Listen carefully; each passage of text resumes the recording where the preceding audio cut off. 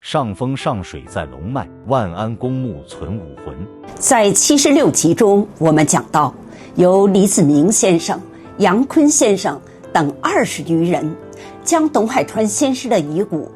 护送到了北京万安公墓。可能有的朋友要问，为什么将碑和遗骨存放到万安公墓呢？其实在启动这项巨大的保护传统武术的工程之初，李子明先生就已经考虑到，在原址修复不大可能，必须在为董海川先师寻找一块永久性的墓地，使之不再遭受任何的损毁。因为当年参加起坟工作的老拳师们年龄都已经很大了，在那个年代，交通工具就是公交车、自行车或者步行，私家车普通百姓做梦都不敢想。那么出租车呢也很少，而且雇不起。为了不给大家增加负担，李子明先生决定先带少数人进行勘察工作。于是李子明先生、王荣堂先生还有郭谷民先生的老弟子刘介民先生、王其昌先生以及子明先生的几位弟子，开始了墓地的寻找与勘察工作。经过一次次耐心细致的寻找、分析、艰苦的跋涉，最终确定北京万安公墓最为理想。万安公墓是1930年北平时期建立的，位于京西上风上水，用子明先生的话说，是龙脉之地。这里是距北京最近的公墓，而且规格非常高，长眠着诸多知名的人士。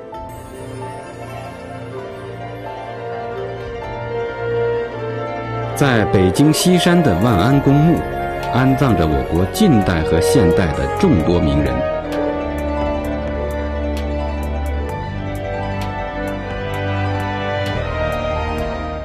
当年在为董海川先师迁坟这件事情上，充分体现了民主集中制。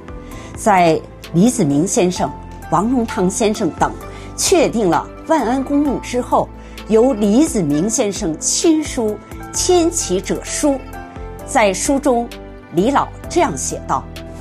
此刻该地有备战的可能，故伙同门中人等拟董师之坟墓迁移在京西四王坟山上约100米，或者迁至万安公墓比较合适。不过需款较多，拟门中人等筹募。在这封迁徙者书中的后面，李子明先生写出了他和大家的期望。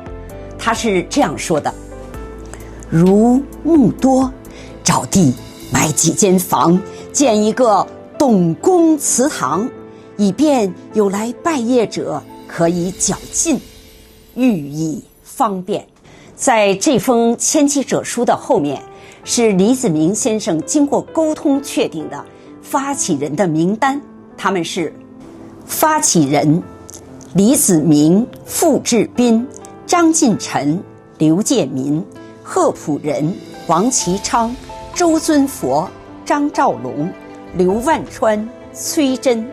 王荣堂、王文奎、何中奇、刘兴汉、高子英、刘万仓；外府云南沙国正、上海裴锡荣、无锡范振远、长春魏新文、藏觉范。后来这份由李子明先生亲笔手书的迁徙者书又经人打印，请参与者亲笔签名。后增加的名字有韩武先生、马传旭先生和许凡曾先生。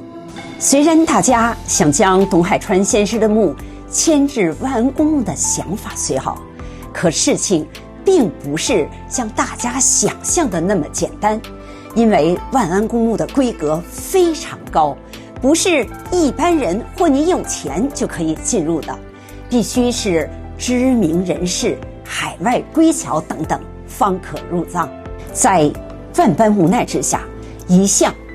不愿为个人私事求人的子明先生，第一次向自己的老领导陆羽同志寻求帮助。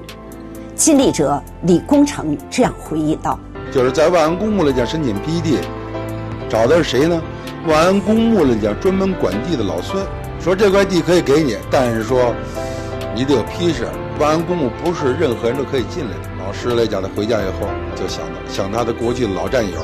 这么老师来讲呢，就找到陆羽。当时陆羽同志正好主管民政，今天可以负责任地说，当年没有陆羽同志的沟通协调、支持帮助，这件事是很难做到的。陆羽同志的夫人潘君女士20多年前这样回忆道：反正我陪着去了2次，就到万安公墓的办公室找他们那个领导接洽。经过当年主管民政的陆羽同志出面多次协调，万安公墓终于同意出售墓地。据这里的工作人员讲，万安公墓平面就像一只金色的大乌龟，董海川先生的墓地处于最上方一块宝地。当时主管董海川先师迁坟委员会的主要负责人李子明先生非常有气魄，他一拍板，一下子为董祖师买下了30平方米的墓地。这在今天想都不敢想，